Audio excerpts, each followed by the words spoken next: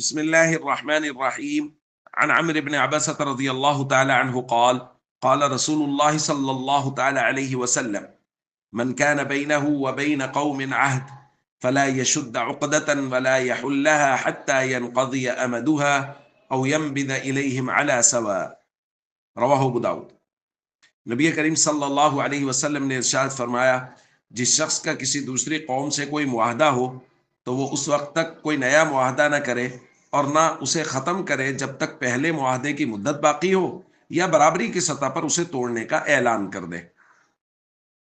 دوستو، یہ الفاظ ایک بڑی روایت کا حصہ ہے۔ صحابی کہتے کان بین معاویہ و بین الروم عہد، حضرت امیر معاویہ رضی اللہ تعالیٰ عنہ اور رومیوں کے درمیان ایک جنگ بندی کا معاہدہ چل رہا تھا۔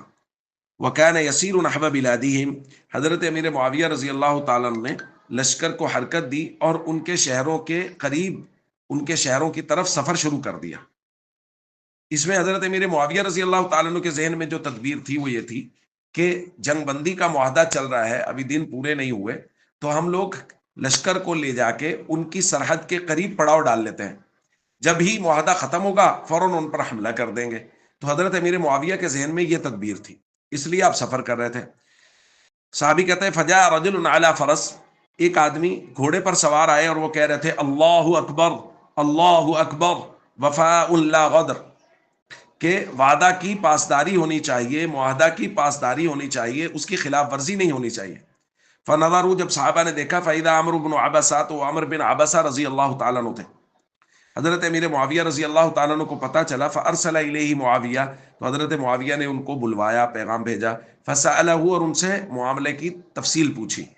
تو حضرت عمرو بن عبسہ رضی اللہ تعالیٰ عنہ نے نبی کریم صلی اللہ علیہ وسلم کا یہ فرمان عالی شان سنایا کہ حضور علیہ الصلوۃ والسلام نے فرمایا جب تک معاہدہ ختم نہ ہو لشکر کو حرکت بھی نہیں دی جا سکتی۔ انہوں نے اس فرمان سے یہ سمجھا کہ لشکر کو حرکت بھی نہیں دی جا سکتی، آپ معاہدے کا وقت ابھی ختم نہیں ہوا اور آپ نے سفر شروع کر دیا ہے، یہ بھی درست نہیں ہے۔ حضرت امیر معاویہ رضی اللہ تعالیٰ عنہ نے حضور علیہ الصلوۃ والسلام کا فرمان عالی شان سنا تو آپ فرجع معاویہ، راوی کہتے ہیں حضرت معاویہ نے فوراً لشکر کو واپس جانے کا حکم دیا۔ دوستو، آپ دیکھیے صحابہ کرام کی کیا ہی خوبصورت تربیت کی تھی نبی کریم صلی اللہ علیہ وسلم نے، کہ حضرت امیر معاویہ رضی اللہ تعالیٰ عنہ کے ذہن میں ایک تدبیر تھی اور وہ شرعی احکام کے عین مطابق تھی، ان کے خلاف نہیں تھی، لیکن ان کے سامنے یہ روایت نہیں تھی کہ لشکر کو اس وقت تک حرکت بھی نہیں دی جا سکتی جب تک معاہدہ ختم نہ ہو۔ حضرت عمرو بن عبسہ رضی اللہ تعالیٰ عنہ حالانکہ وہ بھی چاہ رہے تھے کہ فتوحات کا سلسلہ جاری رہے، لیکن جب انہوں نے دیکھا کہ حضور کا فرمان ہے اور امیر معاویہ رضی اللہ تعالیٰ عنہ کے علم میں یقینی طور پہ یہ فرمان نہیں ہوگا، وہ آئے، انہوں نے فرمان سنایا، تو حضرت امیر معاویہ نے یہ نہیں سوچا کہ اب لشکر آ گیا ہے راستے میں، اب یہیں پڑاؤ کر لیتے ہیں، بلکہ فرجع معاویہ، تو حضرت معاویہ لشکر کو لے کے واپس آئے۔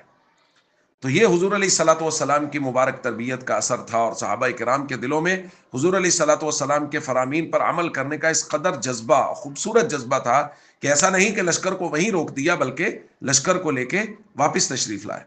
تو ہم سب کو بھی چاہیے حضور علیہ الصلوۃ والسلام کے مبارک فرامین پر عمل کرنے کا ایسا ہی جذبہ اپنے دلوں میں پیدا کریں۔